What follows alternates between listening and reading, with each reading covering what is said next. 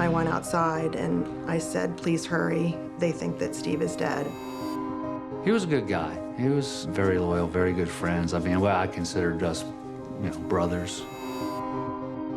Fire becomes a way of obliterating a person from existence. A lot of murders occur as a result of uncontrolled passions, love triangles, jealousy, revenge. This is becoming much, much more complex. We started to ask different questions. A shocking murder becomes a dark mystery. The victim's body holds the key to convicting the killer. Every fiber is a clue. Every wound is a piece of the puzzle. In these cases, it's up to the medical examiner to find the crucial evidence and catch the murderer. This is Secrets of the Morgue.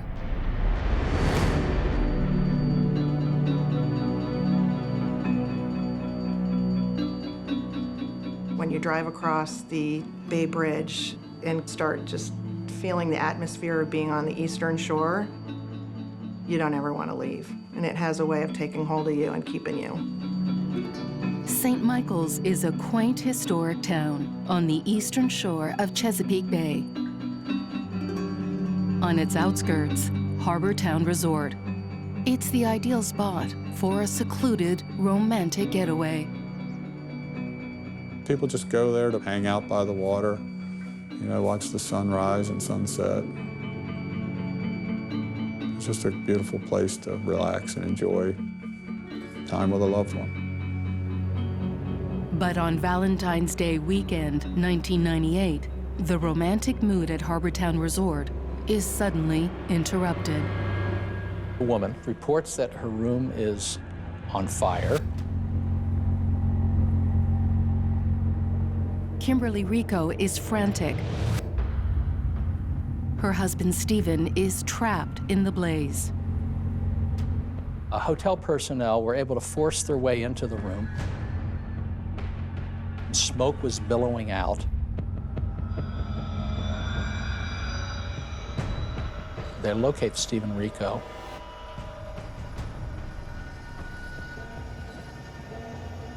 They pulled him out of the room.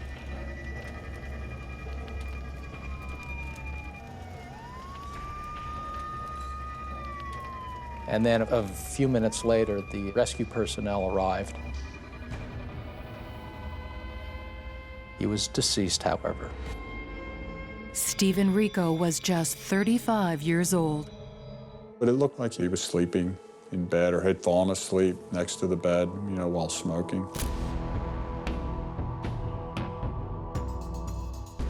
There were some beer bottles on a nightstand. There was a pornographic-type magazine there on the floor. There was a package of cigars, with one missing. He dropped his cigar, place goes up in flames. It really looked like a tragic fire accident.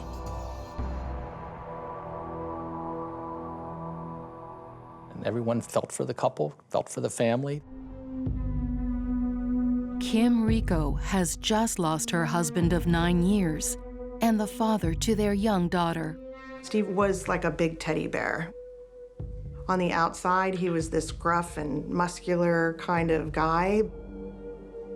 But inside, he had a heart of gold and would run through a brick wall for anybody he cared about. I met Steve when we were in 7th grade, junior high school. Played football and basketball together and just kind of hit off as good friends.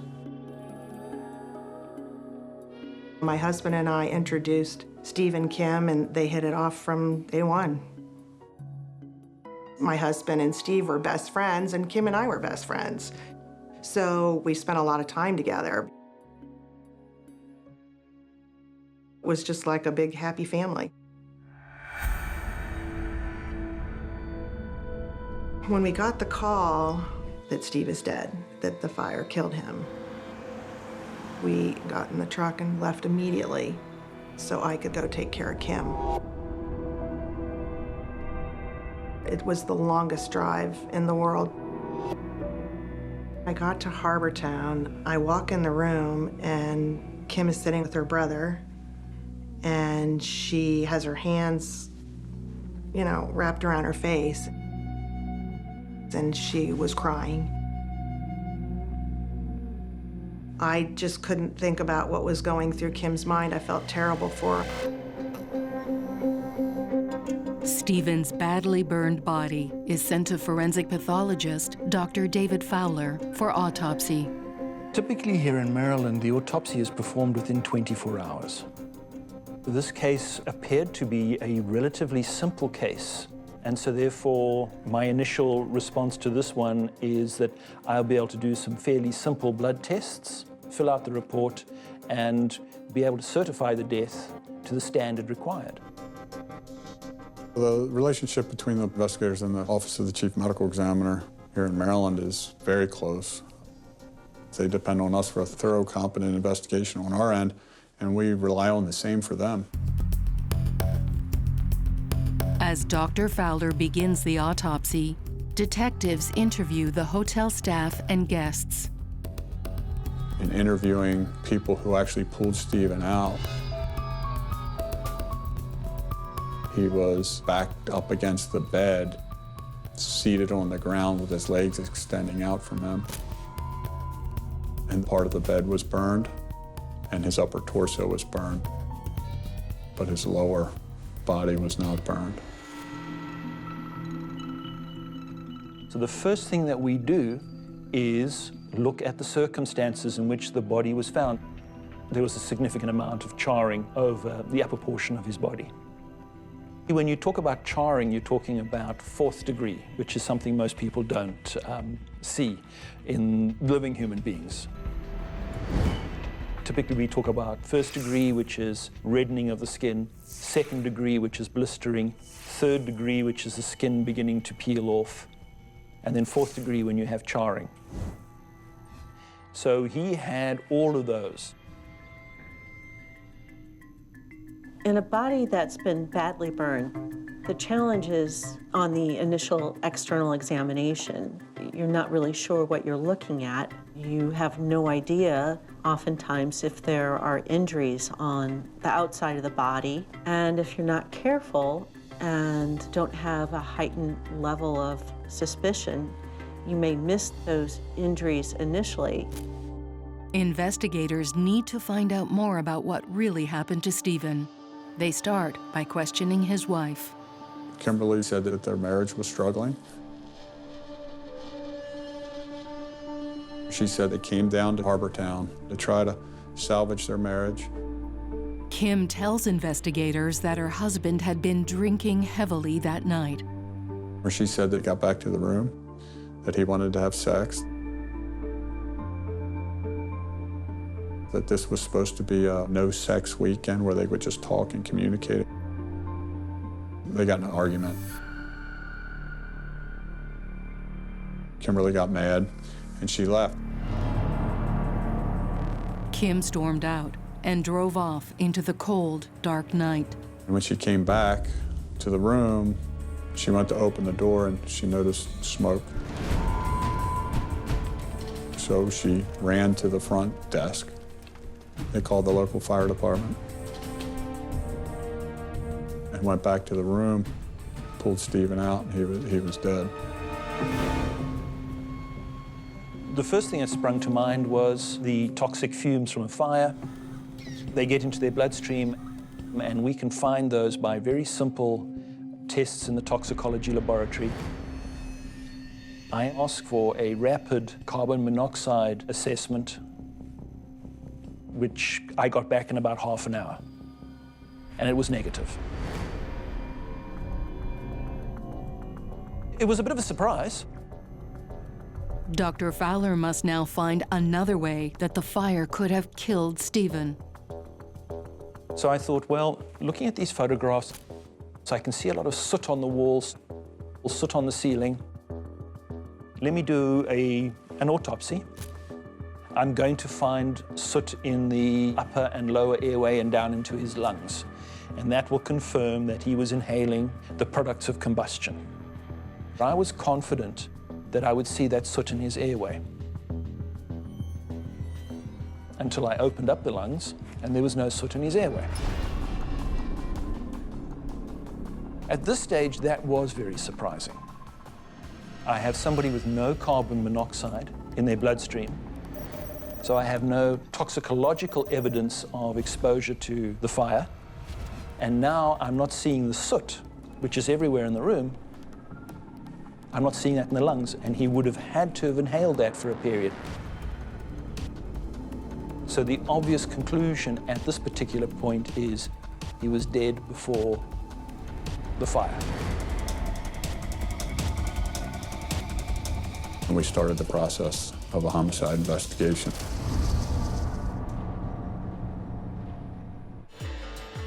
Forensic pathologist Dr. David Fowler takes a closer look at the body of Steven Rico to determine how he died before the fire began.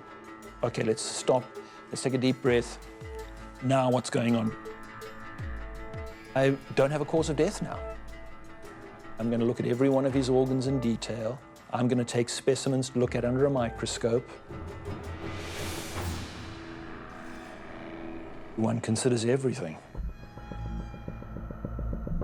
We look at the body from head to toe because we're looking for signs of injury and we're looking for signs of disease. We want to see what's the internal trauma that may correspond to what we're seeing on the outside. His heart was normal size, normal shape. There was absolutely no changes seen in the muscle fibers of the heart under a microscope. His blood vessels were all clean and open. He was a young man. He was very physically fit. There was really absolutely nothing that was identifiable from a potential natural disease process. With no evidence of disease or cardiac arrest, Dr. Fowler orders more toxicology tests. When the toxicology report came back to me, there was pesticide in his system. Any pesticide could potentially kill you if it's a large enough dose or if it's administered in a way that it's not supposed to be. Detectives wonder if pesticides somehow played a role in Steven's death. They re-examine the timeline for clues. Kim said Mike knew that Steven and Kimberly's marriage was struggling, so he encouraged Steven to bring her down for Valentine's Day and was able to help him get a room at that location. Mike Miller was the golf course superintendent at Harbortown Resort. Dr. Fowler informed us of pesticides in Steven Rico's blood and in his tissue. And that caused a lot of concern for us. As the resort's greenskeeper, Mike had unfettered access to large amounts of pesticides. One of the main reasons why it's easier to poison someone that you know is that you have access to their things. You have an intimate knowledge of their whereabouts, so you're able to sneak the poison into certain places. The reason why somebody would use poison is for some sort of secondary gain. First of all, they want to commit murder without being detected. But second of all, reap some sort of benefit from that murder. Detectives re-interview Mike, hoping he might let slip a possible motive. Mike was the one who set up the weekend at Harbortown for them. So we had to either implicate or eliminate Mike Miller as a part of the homicide investigation.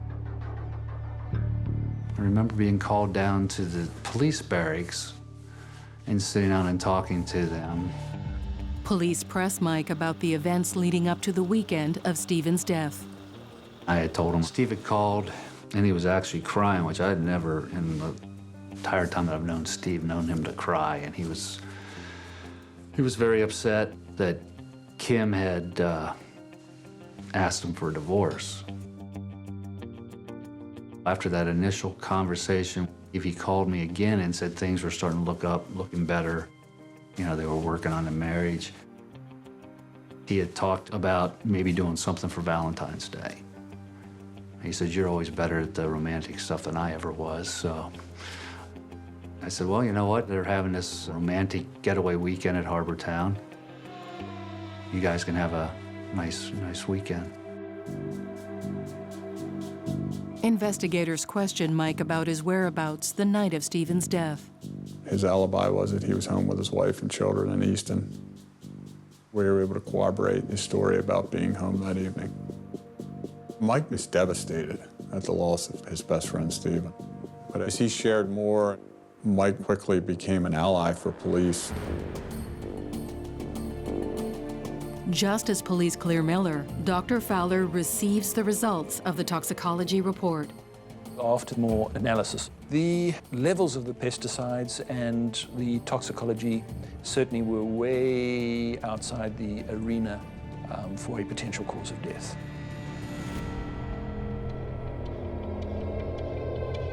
But the toxicology report does offer Detective Gamble a potential new lead. We did find an antidepressant that was relatively new on the market and was not commonly used. And we did find an over-the-counter flu medication. Steven Rico had also been taking prescription muscle relaxants and anti-anxiety medication. Combined with alcohol, these drugs make for a powerful and often lethal cocktail. Kimberly told us that Steven Rico had had too much to drink. Drugs and alcohol make people do stupid things. There is one surprising thing missing from Dr. Fowler's toxicology report. He had no alcohol in his system. And that was a shock. Because when I looked at the photographs at the scene, there were obviously alcohol bottles there. That made me take 2 steps backwards, and I had a moment of self-doubt and wondered whether or not I had mislabeled specimens. Fortunately, Mr. Rico's body was still at the medical examiner's office. It had not yet been claimed, so I went back to the body and resampled additional tissues and fluids to send to the toxicology laboratory. In the Rico case, we were looking for carbon monoxide, we were looking for the drugs that he'd been prescribed, or alcohol, and we were looking for toxins. Forensic pathologists use a process called gas chromatography to detect substances in the blood of the deceased. The sample vaporizes, and the small molecules can get through quickly, the big molecules come out slower. There's a little counter, and it counts each of the molecules as they come through, and the time it takes for them to get there is the size of the molecule. And from that, the toxicologist can make a determination as to the molecular weight and can tell you exactly what the substance is. And the height of those is the amount of substance that was coming out at that particular time based on these printouts. In the Rico case, it said that he had no alcohol, but also no carbon monoxide. So all of the first specimens had been correct. With the medical results at odds with the evidence at the crime scene, investigators dig deeper into the Ricos' lives. The police interview one of Kim's closest friends, Jennifer Gowan. Jennifer gave an awful lot of information to the police. So it started to create a very clear picture of what was going on. Jennifer was getting married in November '97. And she had a cousin, Brad Winkler. He was a Marine, and he came to some of the pre-wedding festivities. And Kimberly met Brad, and they developed a very intense relationship, and Kimberly confided in Jennifer that she was having a relationship with Brad Winkler. He's a Marine officer, he's in shape, he's type A. Investigators hone in on Brad. They wonder if he killed Steven to have Kim all to himself. In my experience as a homicide prosecutor, A lot of murders occur as a result of uncontrolled passions, love triangles, jealousy, revenge. We really got to look at this guy. We got to look at him hard. He's a suspect now.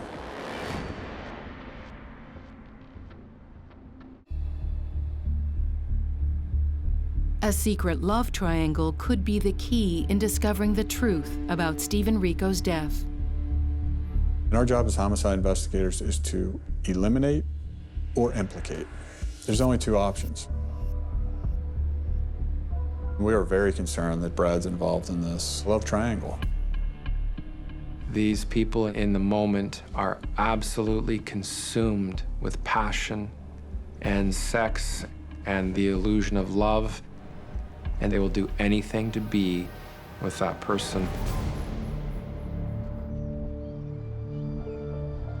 Detective Gamble and I went to visit Brad Winkler. He confirmed what we already knew, that there was a relationship, an affair. But Brad said he wasn't in this for some long-lasting relationship. This was strictly a sexual relationship for him, a relationship of convenience, if you will. And that became very clear very quickly. And we asked for his alibi. He was on assignment in South Carolina that weekend. He was not around. And then we were able to corroborate his alibis, where he is at specific times. And we were able to eliminate him pretty quickly. With Brad cleared as a suspect and still no cause of death, the investigation stalls. When you're working homicide, it's kind of like putting a jigsaw puzzle together, but you don't have the box. So you have all these pieces scattered everywhere, and you're finding pieces everywhere, and you're trying to put it together, but you don't have the box as a guide, because you don't know what the picture's going to look like. It can be very frustrating. The public wants answers, and they want a case solved very quickly. But the reality of many homicide investigations is that they take a long time. They require collaboration amongst many different parties, and oftentimes they're very difficult to solve. Investigators hope Dr. Fowler will find a new lead in the charred remains of Steven Rico. This becomes a challenge. I have a responsibility, and so now the investigation goes on, and this is becoming much, much more complex. I spent time discussing the case with the chief medical examiner. We had weekly meetings where all of the medical examiners in the department would present their difficult and challenging cases to each other. We're trying to tie all of this together into some logical answer.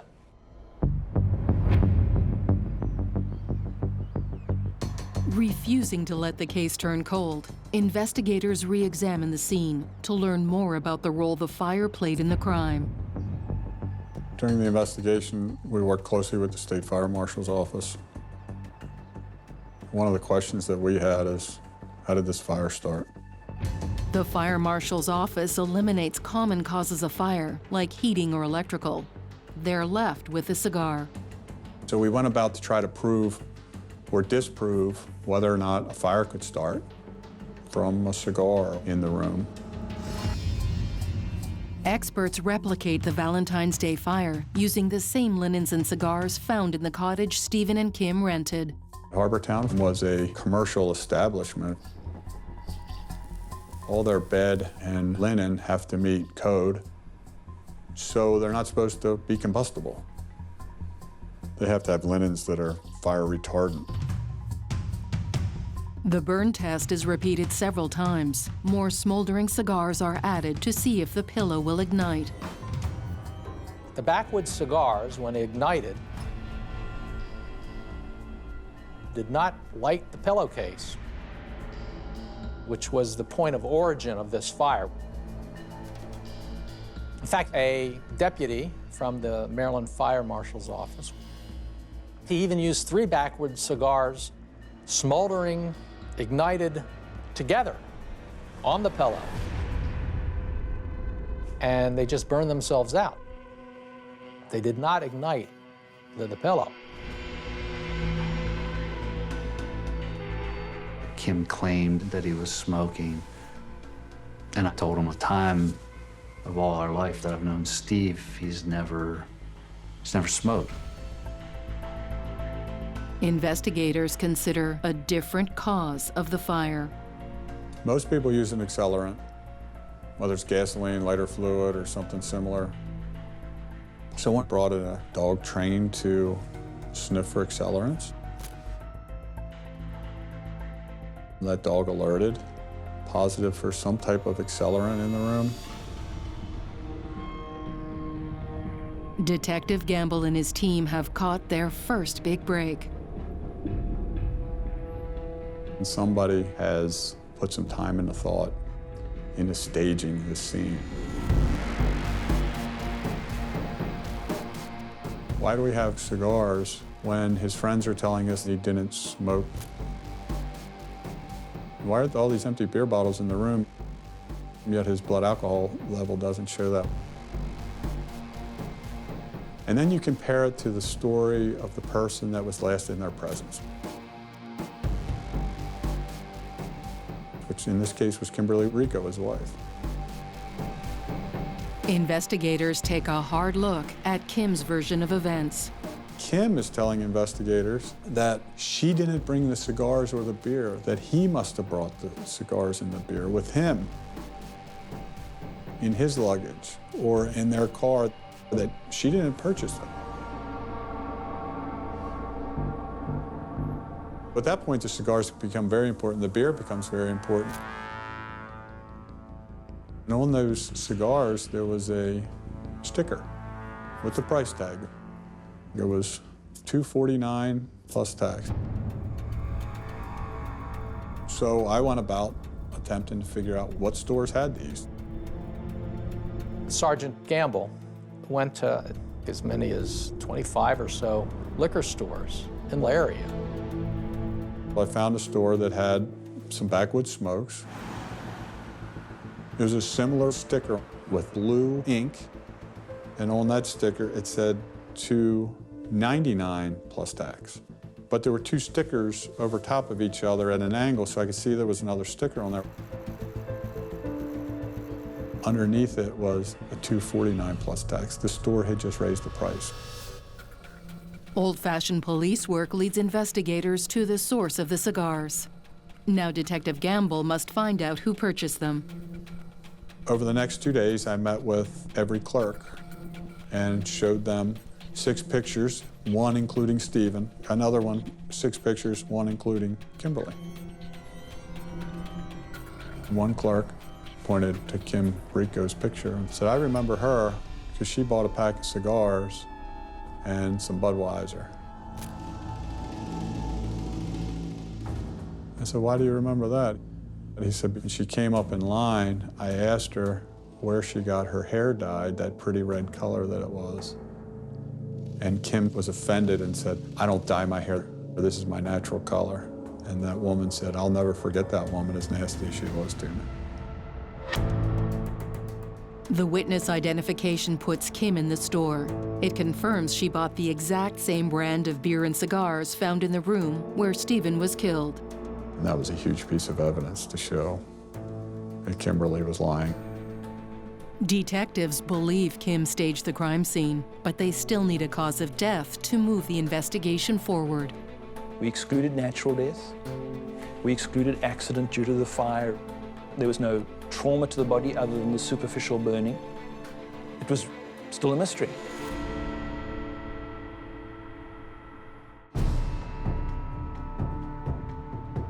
Investigators suspect Kim Rico was involved in her husband's death, but without knowing how she killed him, they can't arrest her. When a person commits a murder, one of the first things that they think about is, how am I going to get away with it? And fire, in its all-consuming power, becomes a way of destroying all evidence. It's also very symbolic. It's a way of obliterating a person from existence. At that point in the investigation, Kim had no idea that we knew about the carbon monoxide, that we knew about the cigars, that we knew about the beer, that we knew all those things. Because the contact we had with Kim, we were just trying to string her along until more information came from the medical examiner's office. We were trying to determine why Steven died. It wasn't smoke inhalation, it wasn't any blunt trauma. So why did he die? We are weeks into the investigation. Mr. Rico's body has been claimed. It has been buried. We have already harvested all of the specimens that we need to do any additional tests. But at this stage, we still did not have a method by which he had died. So we kept on hunting. While Dr. Fowler and his colleagues continue to probe for a viable cause of death, investigators cast the net wider on the Rico social circle. They'll talk to friends, coworkers, and a range of other people. And so what we see is this kind of web of social relationships that the investigator will look into to see if there are possible leads into the person's death. Initially, when we confronted any of those folks, they were very standoffish. Why were we dragging this thing out? This was a horrible accident. I was spending time at Kim's house, so I called Mike and I asked if I could stay for a day or two until we could get Kim settled. And Mike started questioning what had happened and told me over the phone that there was no question in his mind that Kim was involved in Steve's death. You just can't expect to believe that when your best friend supposedly has done something so horrific. He said, "Maureen, there's just something wrong. Everything does not add up. There's something wrong." In a small town, rumors that something is not right spread quickly. They travel across the bay, reaching Kim's old college roommate in Baltimore. Rachel was living close by, so I reached out to her and I said, "Can you come over and help?" And there was this long, pregnant pause. And she goes, "Nope, I'm not coming over." Instead, Rachel goes to the police. Kimberly told Rachel that she had to get rid of Steven. She had a plan as to how to do it, that she had access to a drug that could not be detected. And she described this to Rachel one evening. Rachel was concerned, but Kimberly had been drinking. She thought it was alcohol talking. So the investigation took a sudden and dramatic turn. Detectives informed Dr. Fowler of their newest lead. The police phoned me up and said, Kim works in the operating room at the hospital. What substances would she potentially have access to that we would not be able to trace? Immediately, my medical background kicks into high gear and goes, well, I have a sneaking suspicion I know what's in that operating room in the way of anesthetic drugs, and I know that we can find all of them in a body except one. And the one substance we can't find is succinylcholine. Succinylcholine is a short-acting, paralyzing agent, and when you inject it into somebody, all their muscles are paralyzed, and therefore they can't breathe because they can't move their chest muscles or their diaphragm. Poison is a methodology that many women prefer to use because it overcomes physical size differences. It's a clandestine or secretive method. It allows a person to kill another person without having to physically overpower them. Investigators suspect Kim Rico stole drugs from the hospital and used them to kill her husband. They set about finding physical proof. So we went to Holy Cross Hospital. I interviewed a number of her coworkers there. There is a coworker at the hospital, Kenneth Burgess. He had some legal difficulties in the past. And perhaps that's what led Kimberly to approach him. He reluctantly told us a story where Kim had approached him and said, hey, Ken, how much would you charge to kill my husband? And Ken laughed it off, thought it was a joke. And he says, just stick him with some succinylcholine and put him to sleep forever.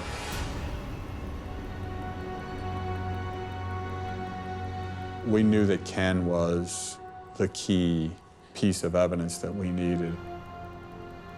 I knew immediately that we needed Ken to have a conversation with Kimberly on the telephone to confront her with this. Detectives set a trap for Kim, using her friend Ken as bait. Ken started the conversation with, hey, I'm really sorry about what you're going through with Steven. And then we kind of steered Ken into the whole conversation where Kimberly approached him about killing him for money. You could tell she became nervous on the other end of the phone. She started questioning him like, you know I was kidding, right? You understand that, Ken, right? That was just a joke. But he started pushing him a little bit. And that's when she kind of dropped her guard. She confirmed Ken's conversation about killing the husband for money. But what she told Ken at the end was, you gave me some really good advice that day. The advice was, inject him with succinylcholine and put him to sleep forever.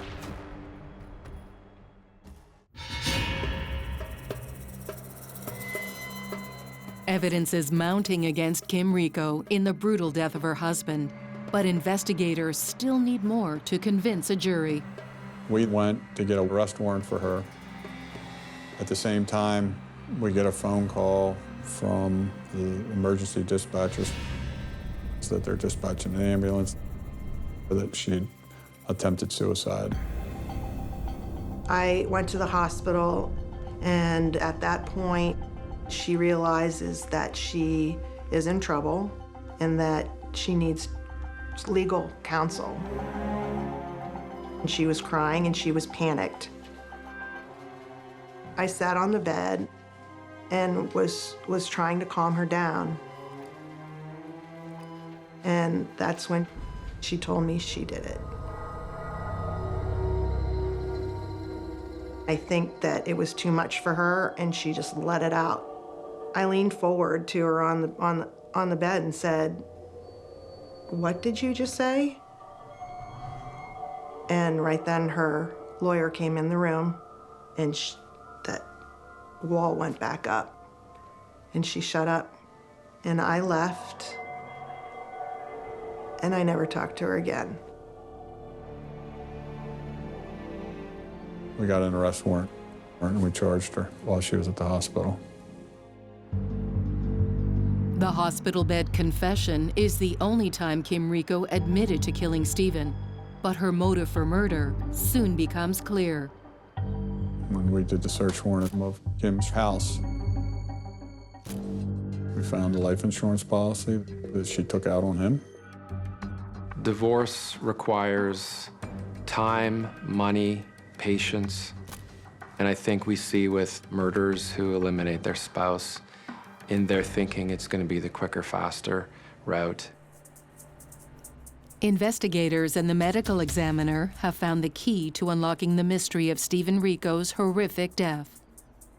Kimberly Rico had taken off work the day before they left to come to the Eastern Shore. That's the day she went into the liquor store, bought the cigars, bought the beer. She brought all that down to Harbortown Resort. They got back to the room that night. She probably seduced him.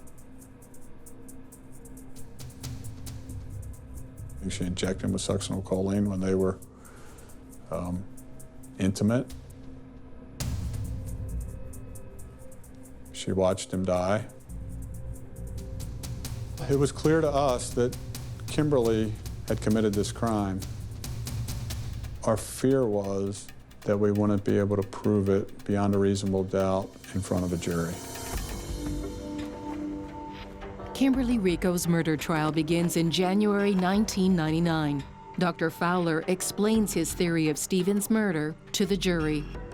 Succinylcholine breaks down in the human body very, very rapidly, within a few minutes, into two substances which are naturally occurring within the body.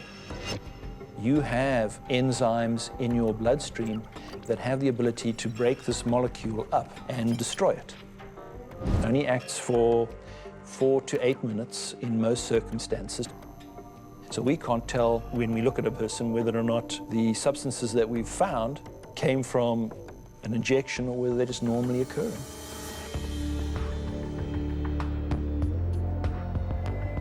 We knew he was dead before the fire. There was a witness who stated she was going to kill her husband using a substance we couldn't trace. We knew she had access to it. All of these little pieces tied together. They found her guilty of first-degree arson and first-degree murder. Dreams of a comfortable life with a new lover push this black widow to commit the ultimate betrayal. A jury believed that it was succinylcholine. I believed it was succinylcholine. But we're never able to prove that through physical evidence in his body. But when you put that jigsaw puzzle together, it can be missing a couple pieces at the end, and you can still see that picture as Kim Rico. Kim Rico is sentenced to life in prison. I realized, all adding up, I was stupid fool. I'd been defending her and ignored the signs that something was wrong. Our youngest is actually named after Steve, her name's Stephanie. And I just asked, can we honor Steve in some way? And so the closest thing we could come up to Steven was Stephanie. And as she was growing up, we called her Stevie. It just really is just a great example of unraveling a very complex case, one thread at a time. We are not there to assist the prosecution. We're not there to assist the defense. We are there to provide the jury with as an accurate set of facts as possible. We're there for the truth. Present it and let's see where the cards fall.